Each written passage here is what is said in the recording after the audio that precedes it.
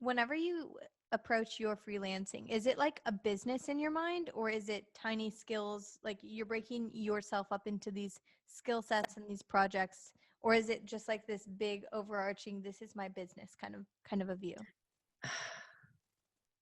More the latter, more the projects, but kind of neither.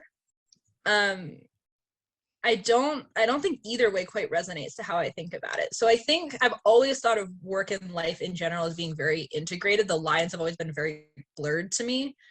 And work has always been, I've always thought about it as projects. Like even when I've had full-time jobs and I'm working for somebody, like that job is a project to me. Like, okay, I'm excited about learning these things or learning from these people or building these specific outcomes here. And I've always thought about the work I'm doing in the context of those types of goals. And I've also always thought about it in terms of how I want to grow. My approach to my career has always been, okay, I want to go learn about this thing. How can I get paid to learn it? Like, how can somebody pay me to go obsess over this problem and figure this thing out? So when I'm thinking about my freelancing,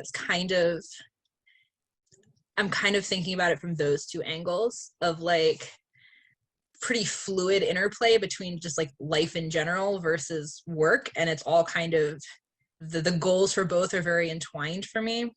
And it's very like each thing that I take on, I think of as a project.